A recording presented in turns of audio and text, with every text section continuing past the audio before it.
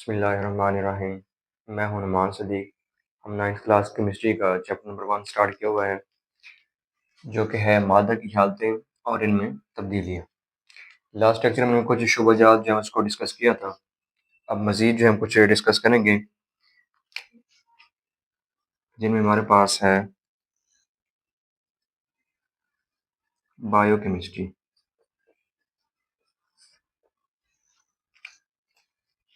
Bio bio का मतलब क्या होता है? ज़िंदगी। जानदार केमियाई तामल के ज़रिए, तामल कहते हैं रिएक्शंस को, रिएक्शन के ज़रिए जो है वो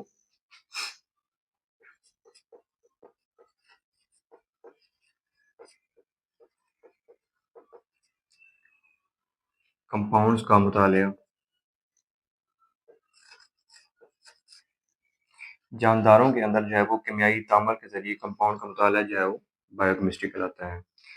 इनके जानदारों के अंदर कौन-कौन से रिएक्शंस हो रहे होते हैं और इसके अलावा जो है वो मॉलिक्यूल्स को स्टडी कर रहे होते हैं। मॉलिक्यूल्स होंगे वो हमारे पास होंगे बायोमॉलिक्यूल्स। बायोकेमिस्ट्री में जो है हम जानदार के अंदर मुख्तलिफ किस्म के रिएक्शंस और बायोमॉलिक्यूल्स को जो है वो स्टडी कर रहे होते हैं। बायोमॉलिक्यूल कौन-कौन से हो सकते हैं? इसमें प्रोटीन है, कार्बोहाइड्रेट है,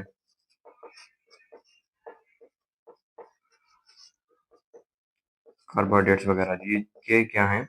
बायोमॉलिक्यूल हैं। तो इन चीज़ों का जो मुताला है वो बायोकेमिस्ट्री के में शामिल है। नेक्स्ट ब्रांच है हमारे पास न्यूक्लियर केमिस्ट्री।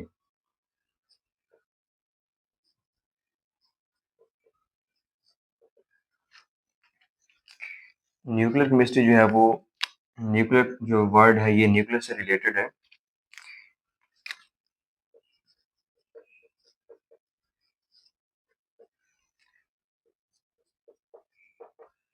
न्यूक्लियस के अंदर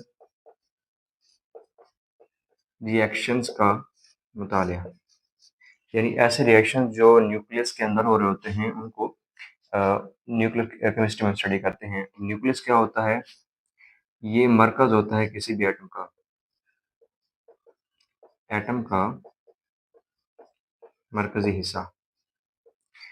अब इसमें क्या होता है, न्यूक्लियस के अंदर दो चीज़ें होती हैं, proton and neutron.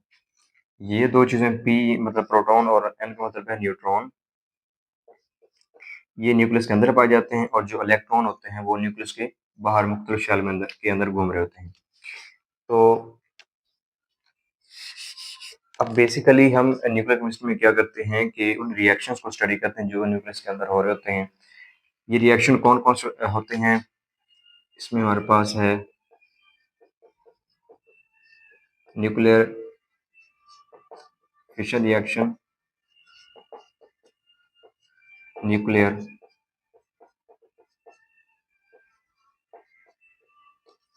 Fusion reaction वगैरह। तो ये जो रिएक्शन है ये जो है न्यूक्लियस के अंदर हो रहे होते हैं। इसके अलावा हम न्यूक्लियर रेडियो एक्टिविटी को भी स्टडी कर रहे होते हैं। रेडियो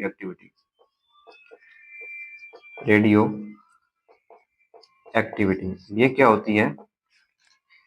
रेडिएशन रेडिएशन खारिज करने का अमल। रेडियो एक्टिविटी क्या होती है? ऐसा अमल जिसके अंदर रेडिएशन जो है वो खारिज होती है, वो रेडियो एक्टिविटी कहलाती है। तो इन सारी चीज़ों को जो हम न्यूक्लियर केमिस्ट्री के अंदर डिस्कस कर रहे होते हैं। नेक्स्ट ब्रांच हमारे पास जो है वो पॉलीमर केमिस्ट्री।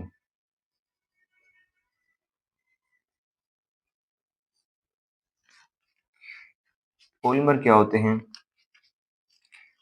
छोटे मॉलिक्यूल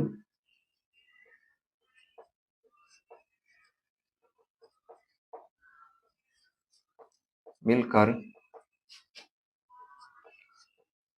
बड़े मॉलिक्यूल बनाते हैं। और वो जो बड़े मॉलिक्यूल होते हैं उन्हें पॉलीमर कहते हैं।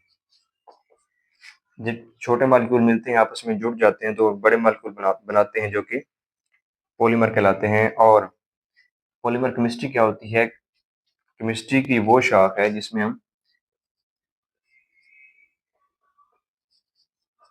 पॉलीमर की साख्त, ख़वास और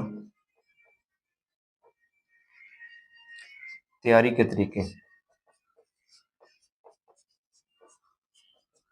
कि पॉलीमर की साख्त क्या है, इनमें कौन कौन से चीज़ें मौजूद हैं, किन किन एटमों से मिलकर बने हैं ये खसूसियात क्या है और ये किस तरह बने हैं। तो इन सारी चीज़ों को हम पॉलीमर केमिस्ट्री में डिस्कस कर रहे होते हैं। पॉलीमर जो है पॉलीमर जो होते हैं इनमें हमारे पास जो बड़े मॉलिक्यूल कहते हैं इनको, तो ये प्रोटीन हो सकते हैं और न्यूक्लिक एसिड वगैरह शामिल हैं।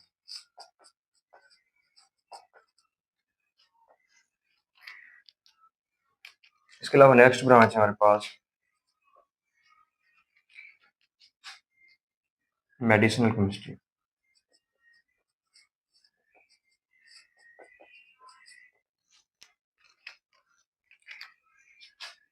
मेडिसिन क्या होता है? मेडिसिन का जो लफ्ज़ है, मेडिसिन का लफ्ज़ मेडिसन से निकला, जिसको हम अद्वियात भी कहते हैं। अद्वियात की मनसूबा बंदी और तैयारी के तरीके। केमिस्ट्री की वो शाख जिसमें हम अद्वियात की मनसूबाबंदी और इनकी तैयारी के तरीकों को मुताला करते हैं, वो मेडिसिनल केमिस्ट्री में आते हैं।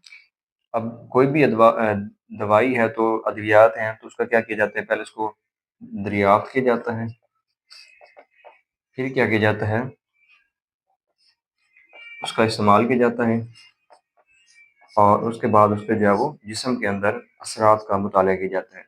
जिस तरह ये कोरोना वायरस आया था तो उसके लिए जो है पहले वैक्सीन वगैरह दरियाफ्त की गई थी, फिर उनका इस्तेमाल किया गया और फिर जो है उनके असरात का मुताला किया गया। नेक्स्ट ब्रांच है हमारे पास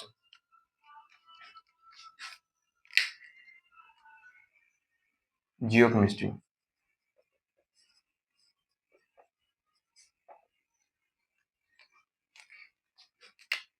जियोकेमिस्ट्री में क्या होता है?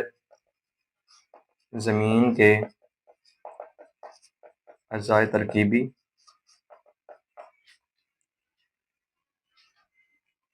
और मादनियात का मुताला।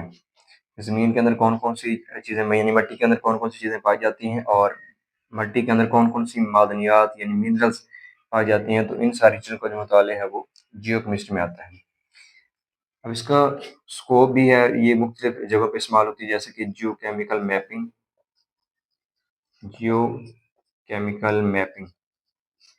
इसके ज़रिए जो हम ज़मीन का वो जो है मुख्तलिफ मैप या नक्शा हम कर सकते हैं। इसके अलावा माहौल की निगरानी भी कर सकते हैं इससे। इसके अलावा जंगलात का इल्म भी है, हासिल कर सकते हैं, जंगलात के की मालूमात वगैरह। अब ये जो सारी चीज़ें हैं, जियोकेमिकल मैपिंग है, ये माहौल की निगरानी है, ये जंगलात की मालूमात है, तो ये जो हम जियोकेमिस्ट्री को यूज़ करके इससे फ़ायदा हासिल कर रहे होते हैं। उसके बाद जो है हमारे पास आती है फल्कियाती केमिस्ट्री या फल्की केमिस्ट्री।